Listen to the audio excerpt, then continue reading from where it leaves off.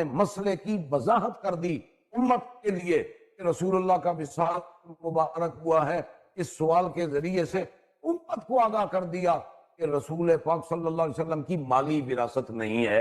اب میں آپ کے لیے ثابت کرتا ہوں کہ رسول پاک صلی اللہ علیہ وسلم کا فدق جو ہے ذاتی ملکیت ہے اور اس میں کسی قسم کا شراکت نہیں ہے۔ ملاحظہ کریں، یہ کتاب البخاری چاپ دار احیاء تراث العربی، یہاں پر ہے صفحہ نمبر 550 حدیث نمبر 3092۔ ملاحظہ کریں، اگر یہ رسول پاک صلی اللہ علیہ وسلم کی ذاتی ملکیت نہیں ہے تو یہ کیسے یہ آپ اس کی تصحیح کرتے ہیں اس بات کو کہ عائشہ سے روایت ہے کہ فاطمہ بنت رسول اللہ صلی اللہ علیہ وآلہ سألت ابا بکر الصدیق بعد وفات رسول اللہ صلی اللہ علیہ وآلہ وسلم ان يقسم لها میراثها ما ترک رسول اللہ صلی اللہ علیہ وآلہ مما افاء اللہ علیہ۔ عائشہ کہتی ہیں کہ حضرت زہرا سلام اللہ علیہ نے ابو بکر سے مطالبہ کیا کہ ان کا میراث، ان کا نصیب ان کو دیا جائے جو رسول پاک صلی اللہ علیہ وسلم کو اللہ نے عطا کیا تھا۔ فقال لها ابو بکر ان رسول اللہ صلی اللہ علیہ وسلم قال لا نورث ما ترکنا صدقہ۔ ابو بکر نے کہا کہ رسول اللہ صلی اللہ علیہ وسلم نے کہا کہ ہماری میراث نہیں ہوتی۔ اگر یہ پیغمبر کا ذاتی ملکیت نہیں ہے، ابو بکر کا یہ جواب غلط ہے۔ ابو بکر کہہ دیتے نا کوئی یہ تو ان کی ذاتی ملکیت ہی نہیں ہے، یہ تو بیت المال کا حصہ۔ فغضبت فاطمة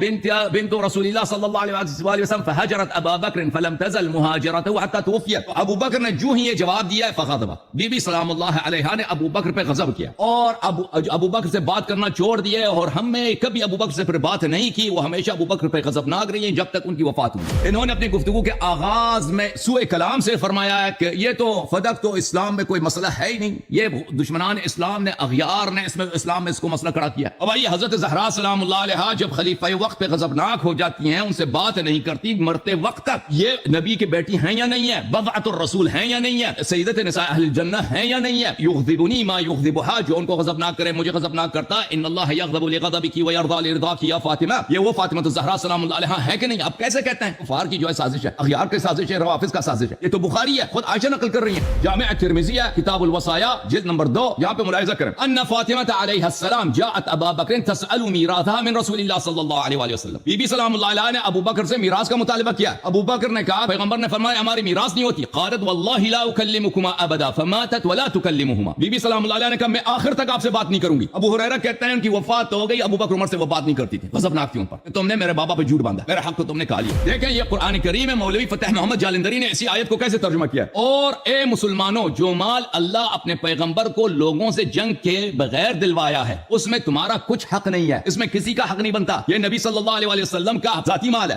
کیونکہ اس کے لیے تم نے نہ گھوڑے دوڑائے نہ اونٹ، لیکن اللہ اپنے پیغمبروں کو جن پر چاہتا ہے غالب کر دیتا ہے، اور اللہ ہر چیز پہ غالب ہے، کسی کا حق نہیں بنتا، وہ نبی صلی اللہ علیہ وسلم کا ذاتی مال ہے۔ اسی بات کو عمر بن الخطاب نے خود بخاری میں اپنے خطبوں میں انہوں نے بیان کیا۔ یہ کتاب صحیح بخاری چاپ دار احیاء تراث العربی، یہاں پہ ملاحظہ فرمائیے کتاب فرض الخمس ہے، یہاں پہ حدیث نمبر 3094 ہے۔ قال عمر فإني أحدثكم عن هذا الأمر إن رسول الله صلى الله عليه وآله وسلم قد خص رسوله في هذا الفيء بشيء لم يعطي أحدا غيره۔ اللہ تعالیٰ نے اس فیء میں رسول اللہ صلی اللہ علیہ وسلم کو ایسا مال عطا کیا تھا کہ اس میں کسی اور کی شرکت ہے ہی تھی نہیں۔ پھر اسی آیت کی تلاوت کیا، ثم قرأ وما أفاء الله على رسوله منهم إلى قوله قدير الحشر آیت نمبر 6 فكانت هذه خالصة لرسول الله صلی اللہ علیہ وسلم۔ عمر بن خطاب کے جملے، اور یہ کس معاملے میں جا رہی؟ وہی معاملہ ہے کہ عباس اور امیر المؤمنین علیہ السلام عمر کے خلافت میں فدق کا مطالبہ میراث کے حیثیت سے کیا تھا۔ دوبارہ انہوں نے عمر کی خلافت میں عمر سے کہا تھا کہ ہمیں میراث دے دو، ابو بکر نے دیا، تو دے دے، تو اب خلیفہ بن گیا۔ عمر نے خود کہا تھا اس وقت بھی کہ یہ پیغمبر صلی اللہ علیہ وسلم کا خالص مال تھا، لیکن وہ پیغمبر کی میراث نہیں ہوتی، اس نے یہ بنایا تھا نا۔ اب آتے ہیں اس بات کی طرف کہ رسول اللہ صلی اللہ علیہ وسلم فدق کو حضرت زہرا سلام اللہ علیہا کو ہبہ کیا تھا نہیں کیا تھا؟ تو ہم مختلف طرق سے، متواتر طرق سے آپ کے لیے جماعت مخالفین کے کتب سے یہ کہتے ہیں نا کہ یہ ہبہ ہو ہی نہیں سکتا، یہ قرآن کے خلاف ہے۔ بھائی قرآن کے آپ غلط آیات پڑھ رہے ہیں۔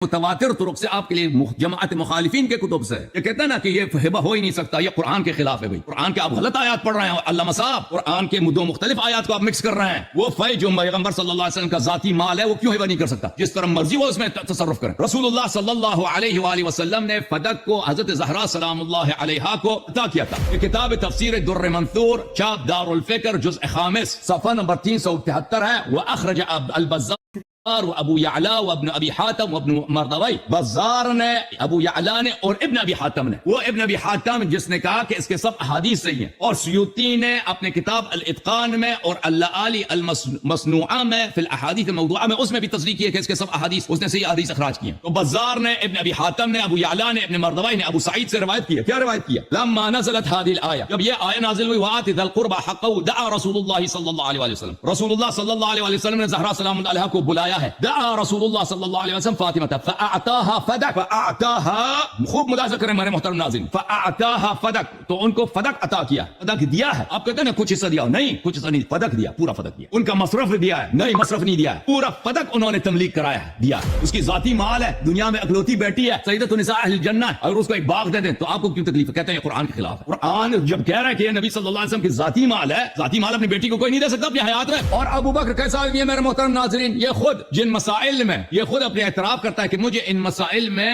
وہ بھی میراث کے مسائل جن میں محتاج ہوں، اس کو نہیں آتا تھا، اور وہ مسئلہ جو اس کا یہ محتاج نہیں ہے، نبی صلی اللہ علیہ وسلم کی بیٹی اس کا محتاج ہے، یہ اس کو آتا ہے۔ یہ بڑے تعجب کی بات ہے۔ یہ حدیث المختارہ لضیاء المقدسیہ جلد نمبر 1 کتاب دار خضر، یہاں پہ ملاحظہ فرمائیے، کہتا ہے کہ میں نے یہ احادیث جمع کی ہیں، سب کے سب صحیح ہے، جلد نمبر 1 مقدمے میں یہ کہتا ہے۔ اسی جلد نمبر 1 میں ملاحظہ فرمائیے، روایت عبد الرحمن بن عوف عن ابی بکر، کہتا ہے ووددت، 3 باتیں کاش میں نے نبی صلی اللہ علیہ وسلم سے پوچھا ہوا ہوتا، وددت انی سألت عن عمہ وبنت الاخ فإن في نفسي فيهما حاجة، کاش میں نبی صلی اللہ علیہ وسلم سے پوچھتا تھا پھوپھی کا میراث کیسے ہوتا ہے اور بھتیجے کا میراث کیسے ہوتا ہے، مجھے اس بات کی ضرورت ہے، مجھے نہیں معلوم۔ اور بھائی نبی صلی اللہ علیہ وسلم نے سے تو نے جس مسئلے کے تجھے حاجت ہے وہ کیوں نہیں سیکھا تو نے، اور جس کے مسئلے کے تجھے حاجت نہیں وہ تو نے سیکھ لیا، ان معاشر الانبیاء لا نورث ما ترکنا صدقہ۔ اور پھر دیکھو میرے محترم ناظرین، یہ کتاب ہے الاستیعاب فی معرفت الاصحاب جلد نمبر 1، عبد الرحمن بن سال کہتا ہے میں ابو بکر کے پاس گیا، وہاں اس کے پاس 2 نانی اور دادی آئے تھے کسی میت کا میراث لینے کے لیے، تو اس نے کیا کیا، نانی کو اس نے میراث دے دی سدس اور دادی کو نہیں دیا۔ میں نے کہا واہ بھائی واہ خلیفہ صاحب یہ کیا بات ہے، تم نے اس کو جس کو اگر یہ خود مر جاتا اس سے میراث مل جاتا، ٹھیک ہے نا، دادی سے اس کو میراث، اس کو تم نے کچھ نہیں دیا، نانی سے کا مر جاتا تو اس میت کو تو کوئی میراث نہیں ملتا، نانی سے اس کو تم نے دے دیا، تو میں نے اس کو سمجھا دیا، تو پھر اس نے جو ہے سدس جو ہے ان دونوں میں تقسیم کر، تو اس شخص کو خود آپ کی کتابوں میں بری پڑی ہے، میراث کے مسائل نہیں آتے تھے، غلط فیصلے کرتا تھا اور خود کہتا تھا کاش میں نے پوچھا ہوتا۔ اور پھر ملاحظہ کریں یہ شخص خود ابو بکر خود یہ اعتراف کرتا ہے یہ اپنی زبان کی وجہ سے یہ اس کو عذاب ہو جائے گا۔ یہ کتاب ترجمہ موطا ابن مالک اردو زبان میں ترجمہ کیا ہے مولوی عبد الحکیم اختر شاہ جان پوری نے، زید ابن اسلم بن والد سے روایت کرتے ہیں کہ حضرت عمر ابو بکر کے پاس گئے تو وہ اپنی زبان کھینچ رہے تھے۔ حضرت عمر نے ان سے کہا اللہ کو معاف کر رہے ٹھہریے بھائی، ٹھہر جاؤ بھائی، کیا کر رہے، بے عزتی ہو جائے گی۔ پھر ابو بکر نے کہا اس نے مجھے تباہی کے دہانے پہ پہنچا دیا۔ اور جس راوی کی یہ حدیث اوردنی معاشر الانبیاء، وہ خود اپنی زبان کھینچ کے کہہ رہا تھا کہ اس نے مجھے تباہ کر دیا زبان میں، پھر اس نے خود اعتراف کیا کہ اس نے یہ حدیث جھوٹا ہے۔ ملاحظہ کریں یہ المسند احمد بن حنبل کی جلد نمبر 1، کب رسول پاک صلی اللہ علیہ وسلم کی وفات ہو گئی ہے، زہرا سلام اللہ علیہا نے ابو بکر سے یہ سوال کیا ہے، انت ورثت رسول اللہ صلی اللہ علیہ وسلم، ابو بکر تجھے رسول اللہ صلی اللہ علیہ وسلم کا میراث ملے گا یا اہل بیت کو؟ تو اس نے کہا قال لا بل اہلو،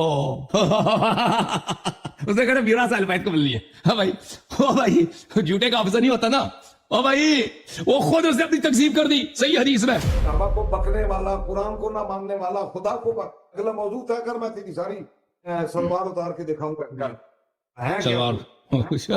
شلوار کس کی اتر گئی ہے، شلوار کس کی اتر گئی ہے دنیا نے دیکھ لیا ہے مولوی صاحب، شلوار کس کی اتر گئی وہ سب دیکھ رہے ہیں، علمی اخلاقی لحاظ سے کس کی شلوار اتر کے شہرت ہو گئی ہے وہ سب کو پتا ہے۔ نبی کے گھر پر بھی کرے، نبی کی اولاد پر بھی اعتراض کرے، نبی کی امت پر بھی کرے، نبی کی جماعت پر بھی اعتراض کرے، اب بھی آپ اسلام کے مدعی ہیں، حیثیت آپ کی کیا؟ یہ مناظرہ ہار کے لڑائی پہ آ گیا بھائی، اور بھائی جتنا زور لگائیں گے گالی دیں گے نا، جتنا غضب کریں گے لوگوں کو اتنا پتہ چلے گا کہ آپ کس پہ عورت ہو چکے ہیں۔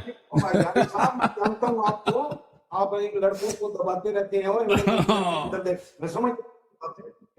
طارق صاحب کیا کریں، یہ آدمی لڑائی پہ اتر گیا، نہ سن رہا ہے نہ کچھ۔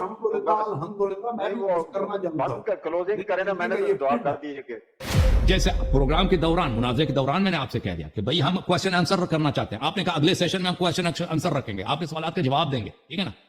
پھر کہتے ہیں کہ آپ واٹس ایپ میں مجھ سے سوال کریں، میں واٹس ایپ میں آپ سے سوال نہیں کروں گا مولوی صاحب، آپ کنٹرول سے آپ سے باہر